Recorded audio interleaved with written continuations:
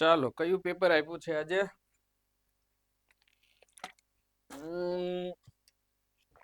હા, સીસીઈ નું ગ્રુપ એ. થોડું આમ ચેન્જ કરી નાખું એટલે હું મને દેખાવ. હાલો, okay. Now I can see myself. Group A CCE. આમ તો સીસીઈ નું ગ્રુપ એ નું આપણે પેપર તો સોલ્વ કરી લીધું છે મિત્રો, પણ આ સ્પેશિયલ પેપર છે PH, physically handicapped. Exam date 27/7/2025. ઇંગ્લિશનું પેપર સોલ્યુશન. શા માટે આ બધો મિત્રો સોલ્વ કરશો? શા માટે સોલ્વ કરવા જોઈએ? Why you should solve? કારણ કે આવનારી પરીક્ષાઓમાં તમને એક સરસ મજાનો વે, જેને આપણે રોડ મેપ કહીએ છીએ, એ મળી જાય. કેવું પૂછાય, કેવા ટ્વિસ્ટ ક્વેશ્ચન હોઈ શકે અને શું નવું હોઈ શકે, કેવા પ્રશ્નો હોય તો ફટાફટ આપણે આમાં એ પણ જોઈશું કે કેવી રીતે તમે એવી કઈ ટીપ હું આપીશ તમને કે જેનાથી તમે જે ક્વેશ્ચન છે એનો ઇંગ્લિશનો જવાબ ખૂબ જ ઇઝીલી આપી શકો. હવે એ બધું તમે સ્ટડી કરો તો તમને ખ્યાલ આવે. ઓકે, તો શરૂ કરીએ. ચાલો. Hello dear friends, once again welcome to Angel English academy. Kishan Rathod આપનું એન્જલ ઇંગ્લિશ એકેડેમીમાં ફરી હાર્દિક સ્વાગત કરું છું. જતા નહીં કે આખો વિડીયો કમ્પ્લીટ વ્યવસ્થિત જોઈ લેજો. કેટલા માર્કનું ઇંગ્લિશ હતું? ટોટલ 15 માર્કનું. એમાં 11 માર્ક છે ગ્રામર હતા અને 4 છે કોમ્પ્રિહેન્શન હતા. આપણે અત્યારે 11 માર્ક આમાંથી લેશું. ગ્રામરના છે, કોમ્પ્રિહેન્શનનો એક આખો વિભાગ અલગ, એમાં જે એક્ઝામમાં જે કોમ્પ્રિહેન્શન પૂછાણા છે એ બધા એક સાથે સ્ટડી કરીશું. ચાલો નેક્સ્ટ, લેટ્સ કમ. આવી જા ને ભાઈ, તને વાંધો શું છે? Next. Okay okay. First, next મતલબ પહેલો પ્રશ્ન. કેટલી લાંબી બધી સૂચના છે શું? Select the most appropriate option that can be used as one word. લાંબુ નહીં વિચારવાનું ક્યારેય એક્ઝામમાં. અહીંયા આપી દીધું કે વન વર્ડ, ઓકે. અંડરલાઈન કરેલાનું વન વર્ડ શોધવાનું છે. That's it. આ હું અત્યારે તો તમને સમજાવું છું, તમારે પરીક્ષામાં શું ધ્યાનમાં રાખવાનું છે, આખું નહીં. હવે અને કઈ ટીપ છે એ આખું નહીં, એટલું તમને ખ્યાલ આવી ગયો. આમાં તો જો કે ટીપ કામ નહીં લાગે, કારણ કે જે 4 વાક્યો આપેલા હોય જંબલ વગેરે એમાં આપણે જોશું. એટલે આમાં કેટલી વસ્તુ ધ્યાનમાં રાખીને ચાલીસો વન વર્ડ આપી દીધું છે. અંડરલાઈન જોવાનું છે. પહેલું શું જોઈ લીધું? વન વર્ડ સૂચના શું છે એ. બીજું કે તમે અંડરલાઈન જોઈ લીધી, અંડરલાઈન. ત્રીજું ગો ટુ ઓપ્શન, સીધી જ આ સિસ્ટમ. ઓકે, કઈ કે place four storing weapons and military equipment. આખું સેન્ટેન્સ પણ વાંચવાની જરૂર નથી, કારણ કે આ પ્રશ્ન અગાઉ પૂછાયેલો છે અને આપણી 66 ઇંગ્લિશ એમસીક્યુઝ બુકમાં પણ છે. આ વિડીયો જે તમારી સામે આવી રહ્યું છે એ તારીખ આઈ થિંક 26 જાન્યુઆરી 2026 પહેલાનો છે. એટલે આ બુકની અંદર એક ઓફર આવી રહી છે 26 જાન્યુઆરીથી 26, 27, 28, 29, 30, 31, એટલે 5-6 દિવસ સુધી બુક સાથે એપ્લિકેશન ફ્રી. યાદ આવી ગયું એટલે કહી દીધું. ચાલો, તો શું આ પૂછાયેલું છે અગાઉ?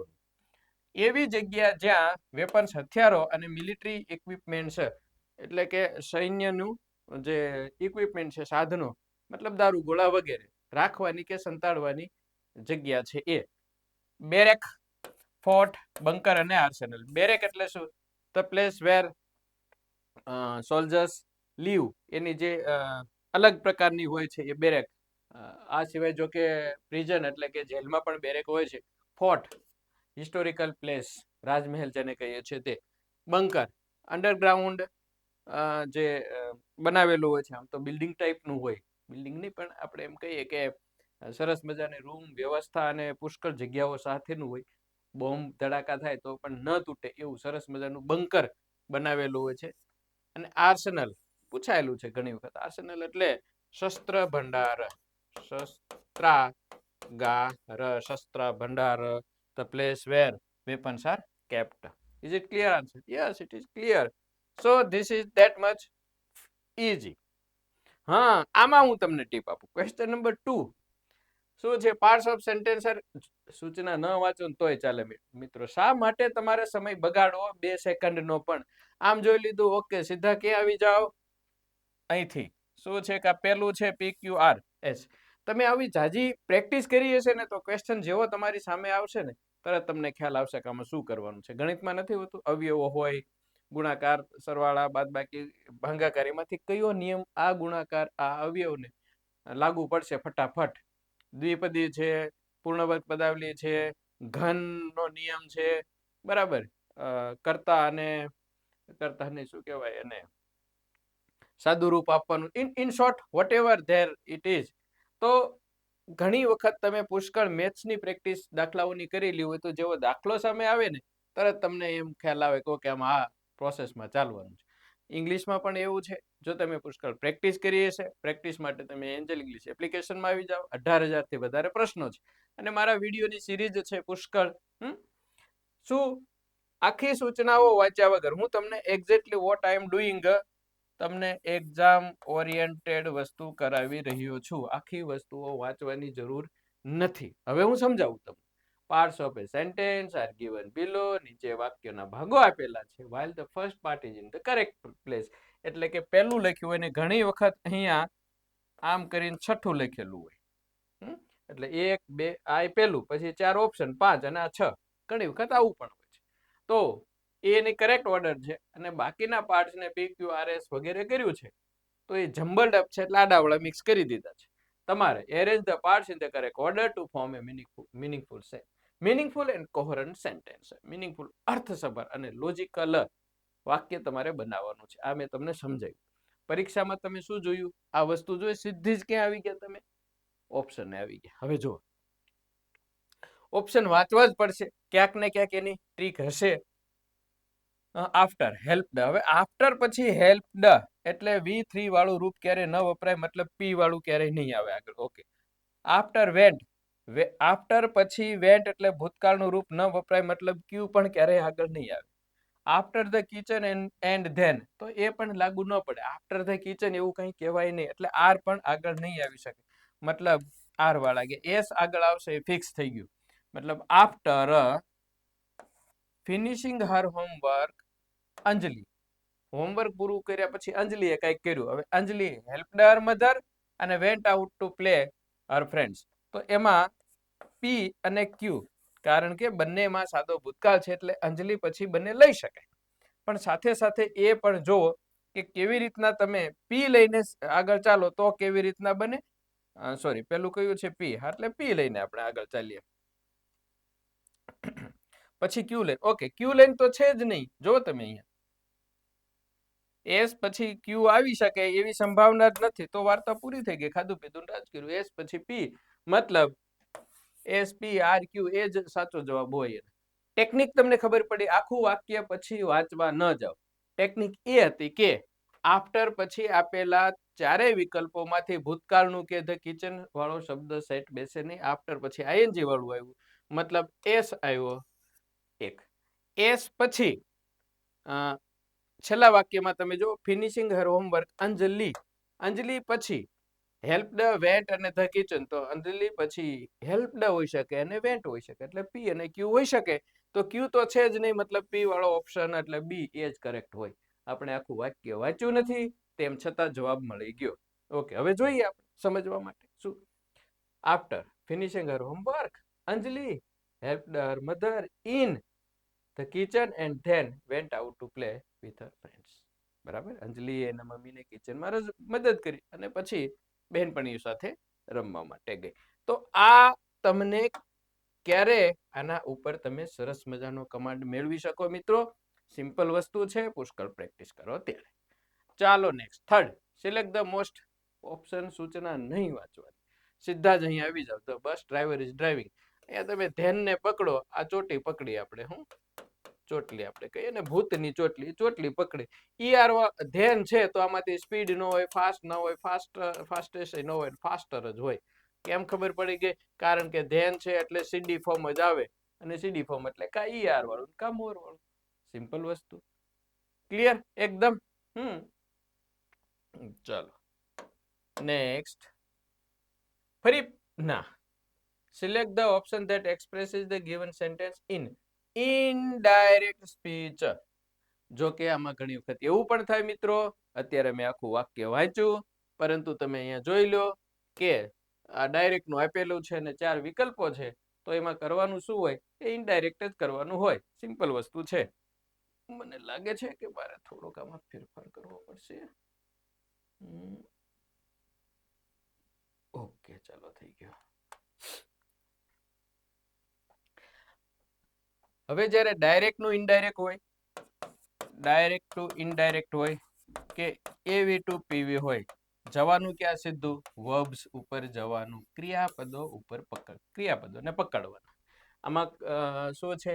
ડીડ અને ફિનિશ છે. સાદો ભૂતકાળ છે તો એનું પૂર્ણ ભૂતકાળ હેડ અને ફિનિશ્ડ થશે. તો હેડ ફિનિશ્ડ ક્યાં છે? એમાં છે.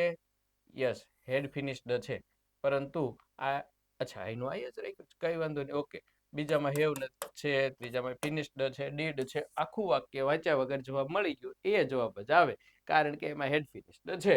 તો ટીચર આસ્ક્ડ, મને પૂછ્યું હશે, આમાં કોને પૂછ્યું લખ્યું નથી, એ મને હોય તો જ આ યુ નું આઈ થાય.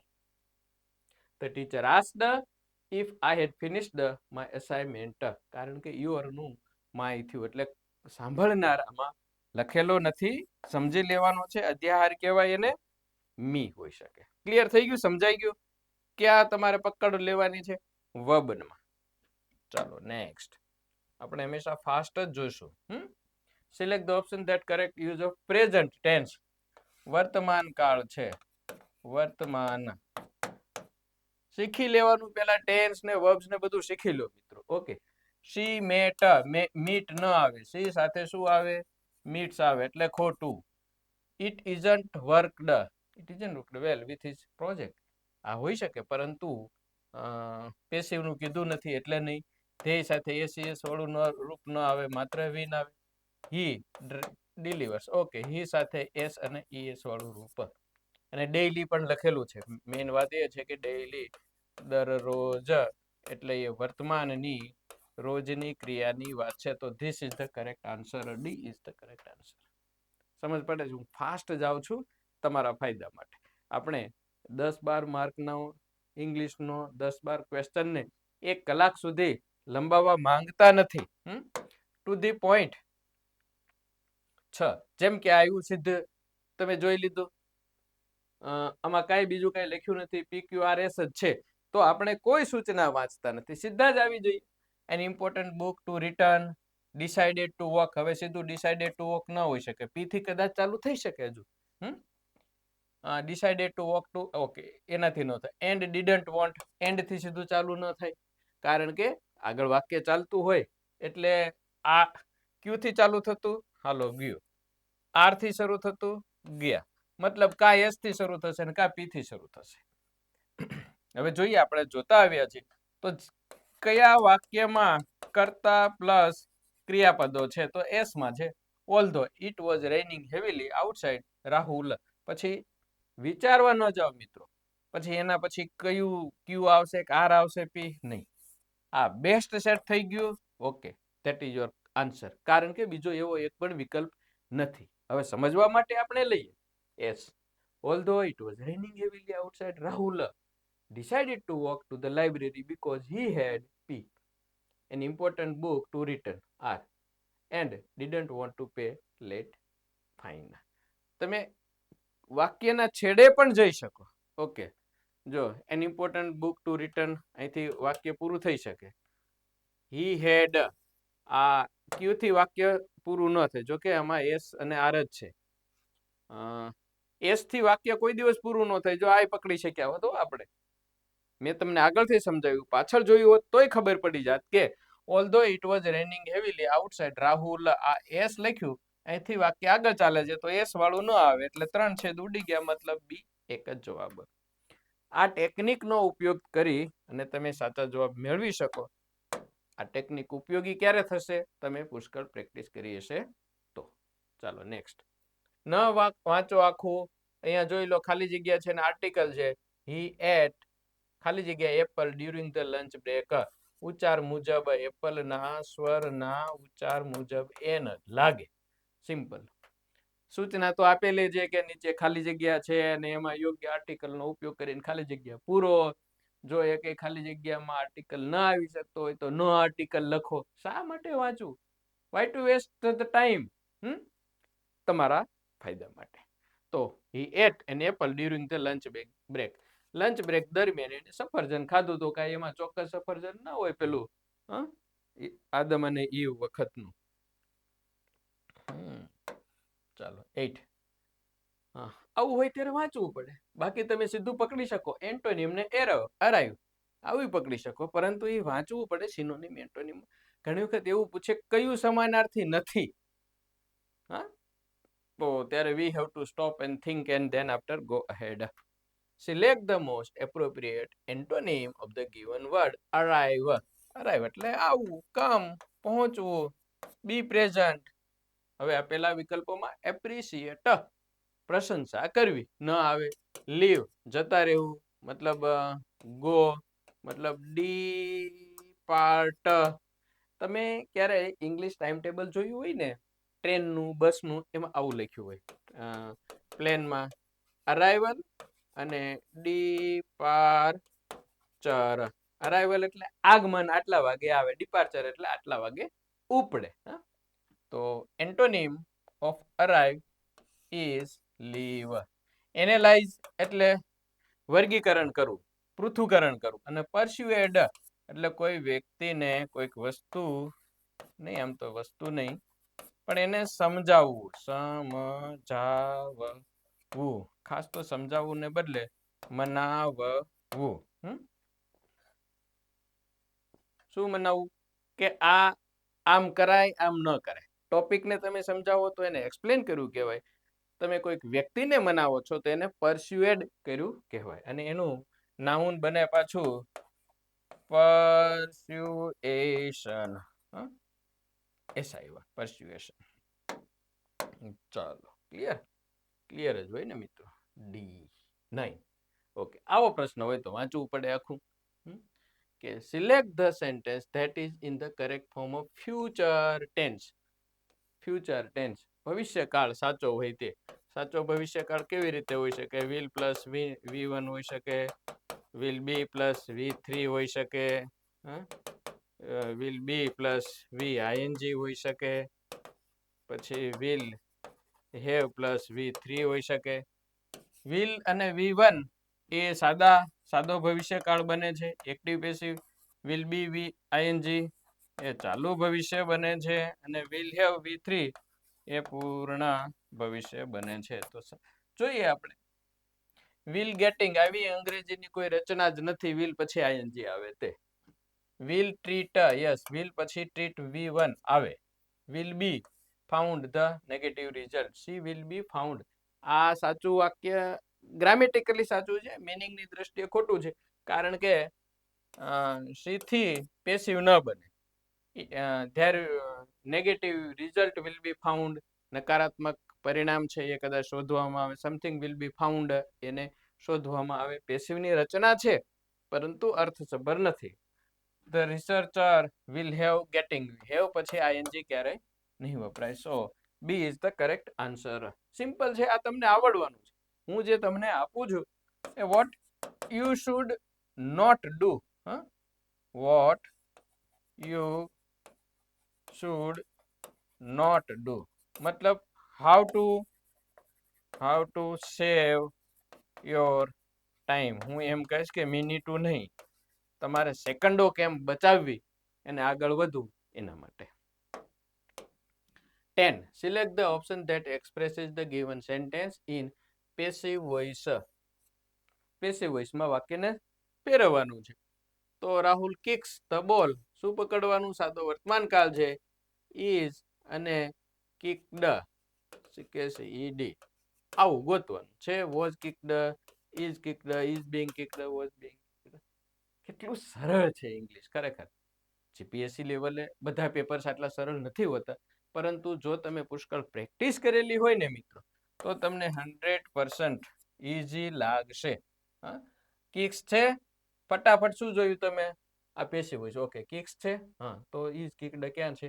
બી. રાઉન્ડ કર્યું, આગળ વધ ભાઈ. 5 સેકન્ડમાં તમને જવાબ મળી જાય છે મિત્રો. કિશન સર સાથે આ બધા ફાયદાઓ છે, તમે જોડાયેલા રહો. Select the sentence that is in the correct form of past tense. હવે ભૂતકાળ આવડે જ છે. સાદો ભૂતકાળ હોય તો ભૂતકાળનું વી ટુ નું રૂપ ચાલુ હોય તો વોઝ આઈએનજી કે વેર આઈએનજી, અને પૂર્ણ હોય તો હેડ અને ત્રીજું રૂપ, સિવાય કે પેસિવ હોય તો I wrote a letter to my friend last week. Last શબ્દ છે અને વી ટુ છે તો એ સાચું જ હોય, મતલબ બાકીના ખોટા જ હશે. જો તે હેવ ભૂતકાળમાં ન આવે, હેડ આવે પરંતુ હેડ પછી ક્લીન ન આવે, ક્લીન્ડ આવે, એટલે એ ખોટું. સી વેઇટિંગ એકલું ક્યારેય કોઈ કાળમાં આવતું નથી. એની સાથે am, is, are, was, were, shall be, will be વગેરે વપરાય હંમેશા. So A is the correct answer. Simple વસ્તુ છે મિત્રો. ચાલો નેક્સ્ટ. ઓ બસ. કોમ્પ્રિહેન્શન છે મિત્રો. 12 થી 15 પ્રશ્નો છે. કોમ્પ્રિહેન્શન એટલે કે પેરેગ્રાફ વાંચો, જવાબ આપો. એનું સેશન આખું અલગ લેવાના છીએ, તો એ આપણે અલગ વિડીયોમાં પાછું જોઈશું. આ સિમ્પલ સ્વીટ કેટલા 11 પ્રશ્નોનું સોલ્યુશન લઈ લીધું. આઈ થિંક કે તમને વસ્તુ છે મગજમાં બેસી ગઈ છે. I have tried to teach to give you guidance to solve this paper little bit faster way. Subscribe કરવાનું ભૂલતા નહીં. હા, અને બીજા મિત્રોને સજેસ્ટ કરતા રહેશો. Thanks. Have a good day. જય હિન્દ, જય ભારત.